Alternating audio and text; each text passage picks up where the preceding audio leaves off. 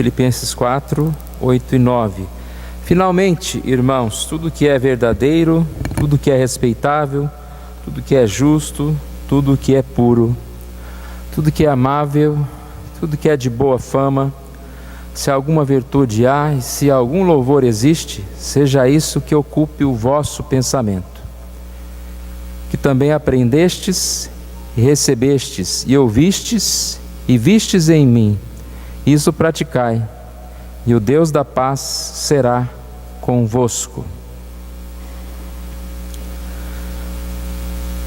Nós olhamos essa passagem e percebemos que Paulo se preocupou em falar com aqueles irmãos e em exortá-los a respeito do que eles deveriam pensar, tomar cuidado com os pensamentos. E é exatamente, há uma razão muito lógica nisso. Você pensa que os seus atos são bem vistos, as suas palavras também. Hoje em dia até tem gravador para todo lado, né? Foto para todo lado. Mas ainda não inventaram um jeito de copiar o seu pensamento. Ainda não. E talvez a gente tenha esse sentido de uma aparente impunidade dos pensamentos. Se eu fizer alguma coisa estranha aqui, eu posso ser repreendido, mas eu posso pensar o que eu quiser. Fazer a tal cara de paisagem, né? Ninguém vai me importunar por isso. É muito fácil, muito mais fácil controlar as nossas ações do que controlar os nossos pensamentos. Eu creio que também pensamento tem aquela ideia de que, pensamento parece que não é culpa minha. Ele que veio aqui, né? Mas ele veio e você deu colo. A partir daí passa a ser sua culpa. Alguém que comete um crime, ele arquitetou, ele ficou muitas horas pensando naquilo, desenvolvendo até praticar. Ninguém está andando no meio da rua e fala, vou assaltar esse banco aqui, né? Então nós precisamos tomar muito cuidado. Uma outra coisa que eu achei interessante aqui é que a exortação é positiva, ou seja, Paulo não dá uma lista de coisas que nós não devemos pensar, mas ele fala o que você deve pensar. É um fato que se você ocupa o seu pensamento com coisas boas, as coisas ruins, automaticamente elas vão desaparecendo. É a questão de foco, né? Quando eu ponho o meu foco em algum lugar, as outras coisas ficam desfocadas, ficam em segundo plano. Então, se você está prestando atenção na palavra, está olhando para cá, as outras coisas estão em segundo plano. Ou seja, ocupe o seu pensamento com as coisas boas, as coisas que são ruins, elas vão perdendo o seu foco. Nós vamos perdendo o interesse naquelas outras coisas. Já não mais somos atraídos por elas, porque coisas muito melhores estão ocupando o espaço delas. Se eu penso uma coisa boa, se eu me alimento das coisas boas, as coisas ruins vão se afastando. E aqui então nós encontramos 8 pontinhos, né? Que ele vai falando. Tudo o que é verdadeiro. E nós lembramos que a principal verdade que deve ocupar o nosso coração é a palavra de Deus. Isso nós sabemos que é verdade, que é verdadeiro. Tudo que é respeitável, algo que é digno de aceitação, nobre. Tudo que é justo, eu devo pensar no que é correto. Se tem o exemplo do assalto, né? Eu não vou ficar pensando em como assaltar um banco. Então isso, eu devo pensar em coisas boas, alimentar os meus pensamentos. Se for para ajudar uma pessoa, eu devo pensar o que eu posso fazer para ajudar essa pessoa. Meditar sobre isso. Meditar nas coisas boas. Tudo que é justo, correto, aos olhos de Deus, aos olhos dos homens. Tudo que é puro. O que é puro? Nós sabemos muito bem o que é impureza. E aí é um ponto sério, né? Do que muitas vezes ocupa o nosso pensamento de forma errada. É aquela justificativa: eu não posso praticar o que é impuro, mas então eu vou aproveitar e vou pensar. Vou alimentar os meus sonhos, os meus pensamentos. É um grande problema, porque o próprio pensamento, ele vai adoecendo o nosso coração, ele vai adoecendo a nossa vida, e ele é uma das pontes, é um gatilho para a prática. Quem pensa muito no mal, um dia está preparado para praticar. Por mais que você fale: nunca vou fazer isso, mas se você alimenta esse mal, dia após dia, um dia você vai agir naturalmente naquilo que você antes imaginava ser impossível. Tudo que é amável, tudo que pode ser objeto de amor, eu devo pensar naquilo que pode ser objeto do meu amor, aquilo que possa ser desejável.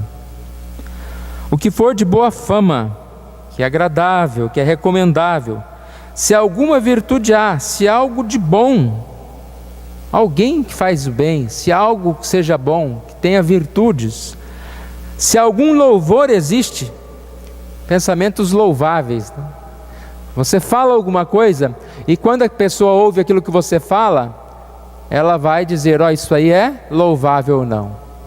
O que nós pensamos, se nós expressarmos o que nós pensamos, isso é louvável diante dos homens, diante de Deus? Isso deve ser o que ocupe os nossos pensamentos. A partir daí, então, no versículo 9, ele diz: o que aprendestes, recebestes, ouvistes e vistes em mim, isso praticai, e o Deus da paz será convosco. E aí, então, ele conclui que se você buscar bons pensamentos, você irá praticar melhores ações. Bons pensamentos alimentam para melhores ações. Como um atleta precisa de se alimentar, precisa se exercitar para uma prática, nós precisamos nos alimentar dos bons pensamentos. Como cristãos, irmãos, Deus tem nos dado um novo coração. O novo coração é exatamente isso, é a mudança dos nossos pensamentos. Quando nós nos apresentamos diante de Deus em sacrifício vivo, santo e agradável, quando nós não nos conformamos com esse século e vivemos a transformar, aonde começa essa transformação? É no pensamento. Eu não me conformo com esse século. Quando eu vejo algo errado, eu não me conformo com aquilo, e eu não quero praticar aquilo. Isso começa no nosso pensamento. Jeremias 31, 33 diz que essa é uma aliança de Deus conosco. Qual aliança? Imprimirei na mente, imprimirei as minhas leis, no coração lhes escreverei. Então é isso que ocupa o nosso pensamento. Graças a Deus, Deus nos dá boas palavras, Deus coloca no nosso coração bons desejos, bons pensamentos. Nós estamos aqui hoje para ouvir a palavra de Deus. Isso são boas palavras que vão ocupar o nosso pensamento, e elas que devem ocupar durante os dias da nossa vida, na nossa semana. Na mente lhes imprimirei as minhas leis, e também no coração. Eu serei o seu Deus, e eles serão o meu povo. Aquilo que ocupa a nossa mente e o nosso coração é o nosso Deus.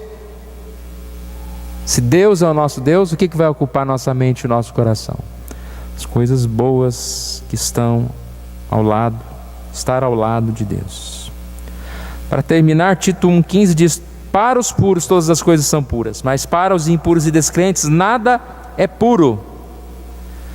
De fato, tanto a mente como a consciência deles estão corrompidas. Repare, irmãos, quanto mais nós ocupamos o nosso pensamento com coisas puras, coisas boas, nós conseguimos ver pureza, bondade em todas as coisas.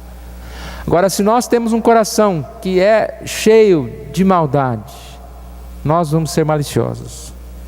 Quando olharmos qualquer coisa, nós vamos ver o mal daquilo. Quando olharmos qualquer pessoa, nós vamos ver o mal das pessoas. Nas conversas, você já viu aquela pessoa que malicia qualquer conversa, qualquer piada, qualquer frase, qualquer palavra vira malícia? Porque a mente está preparada pensando na maldade. Se fala flor, ele já vai pensar, não sei o quê. Que Deus nos abençoe, irmãos, para que nós estejamos entendendo isso. Não existe impunidade dos pensamentos. Deus conhece os nossos pensamentos, a nossa vida. E Deus quer que nós estejamos vivendo, né? As palavras da minha boca e o meditar do meu coração sejam sempre agradáveis ao Senhor, rocha minha e redentor meu. Vamos orar mais uma vez? Obrigado, Senhor, nós somos agradecidos a Ti por essa manhã, ó Deus. Uma palavra que nos traz nessa manhã, ó Deus, tão difícil, pois temos pecado contra Ti, ó Deus. Muitas vezes, ó Deus, não temos o zelo correto. Somos zelosos com tantas coisas.